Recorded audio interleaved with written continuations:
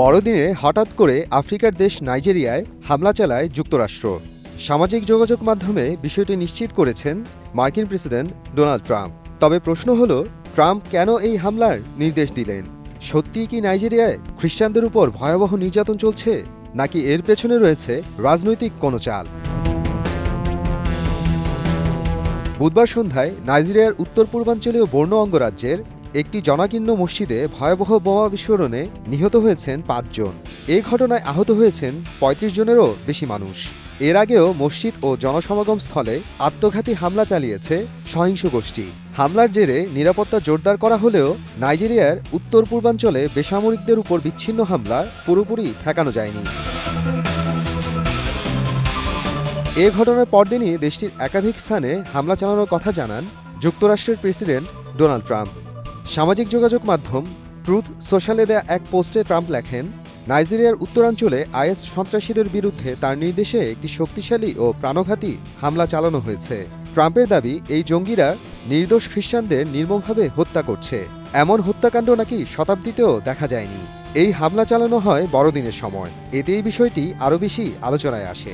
মূলত নাইজেরিয়ায় খ্রিস্টান সম্প্রদায়ের উপর নির্যাতন বন্ধ করতে দেশটির সরকার ব্যর্থ হচ্ছে, এমন অভিযোগের কারণেই ট্রাম্পের এই পদক্ষেপ। যুক্তরাষ্ট্রের প্রতিরক্ষা দপ্তর জানিয়েছে, নাইজেরিয়া সরকারের সঙ্গে সমন্বয় করেই হামলা চালানো হয়েছে। নাইজেরিয়ার পররাষ্ট্র মন্ত্রণালয়ও জানায়, গোয়েন্দা তথ্য আদান প্রদান এবং যৌথ পরিকল্পনার মাধ্যমেই এই অভিযান করা হয়েছে। হামলা করা হয় মূলত দেশটির উত্তরাঞ্চলে, বিশেষ করে সোকোটো রাজ্যে।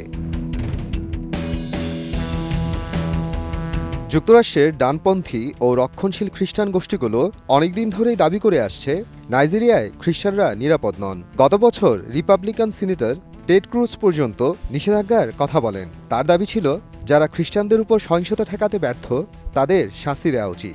এই ইস্যু ট্রাম্পের সমর্থকদের কাছেও খুব আবেগের জায়গা, বিশেষ করে এভাঞ্জেলিক্যাল খ্রিস্টানদের কাছে। এই গোষ্ঠী ট্রাম্পের বড় ভোট ব্যাংক। এবছর নাইজেরিয়াকে বিশেষ উদ্বেগের দেশ হিসেবে চিহ্নিত করেন ট্রাম্প। এরপর পেন্টাগনকে সম্ভাব্য সামরিক অভিযানের পরিকল্পনা করতে বলেন। ট্রাম্প তখন স্পষ্ট ভাষায় বলেন, যদি খ্রিস্টান হত্যাকাণ্ড বন্ধ না হয় তাহলে তিনি সরাসরি পূর্ণ সামরিক শক্তি ব্যবহার করবেন। এটাই ছিল বড় সতর্ক সংকেত। নাইজেরিয়া সরকার বলছে, এখানে শুধু খ্রিস্টানরাই নয়, মুসলিম সহ সব ধর্মের মানুষই সহিংসতার শিকার। নাইজেরিয়া একটি ধর্মনিরপেক্ষ দেশ। এখানে মুসলিম প্রায় 53%, খ্রিস্টান প্রায় 45%। বিশ্লেষকদের মতে সব সহিংসতা শুধু ধর্মীয় কারণে হচ্ছে, এটি পুরো সত্য নয়। একটি বড় কারণ হলো কৃষক আর যাযাবর পশুপালকদের সংঘাত। পশুপালকদের বড় অংশ মুসলিম আর কৃষকদের বড় অংশ খ্রিস্টান। জমি আর পানির দখল নিয়ে সংঘাত হয়। ধর্মীয় পরিচয়ের কারণে সেই সংঘাত আরও ভয়াবহ হয়ে ওঠে। আর পাদ্রী অপহরণের ঘটনাগুলো অনেক সময় অর্থনৈতিক কারণে হয়েছে বলে মনে করেন বিশ্লেষকরা। নাইজেরিয়ার প্রেসিডেন্ট বোলা তিনুবু স্পষ্ট করে বলেছেন, নাইজেরিয়াকে ধর্মীয় অসহিষ্ণু দেশ বলা বাস্তবতার প্রতিফলন নয়। তার ভাষায়, ধর্মীয় স্বাধীনতা ও সহনশীলতা নাইজেরিয়ার সাংবিধানিক ভিত্তি।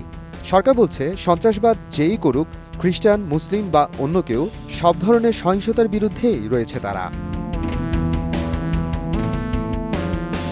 ২০০৯ সাল থেকে নাইজেরিয়ার উত্তর পূর্বাঞ্চলে বোকো হারাম ও আইএসের মতো গোষ্ঠীগুলো সক্রিয়। হাজার হাজার মানুষ নিহত হয়েছে, লাখ লাখ মানুষ ঘরছাড়া হয়েছে। শুধু বড়দিনের আগের রাতেই একটি মসজিদে আত্মঘাতী হামলায় মারা গিয়েছে অনেক মানুষ। অর্থাৎ সহিংসতার শিকার হয়েছে প্রায় সব ধর্মের মানুষই। তাহলে প্রশ্ন থেকে যায়, ট্রাম্পের হামলা কি সত্যিই মানবাধিকার রক্ষার জন্য, নাকি এর পেছনে আছে রাজনৈতিক লাভ আর ভোটের হিসাব? মোহাম্মদ আফরানুল ইসলাম, সময় সংবাদ।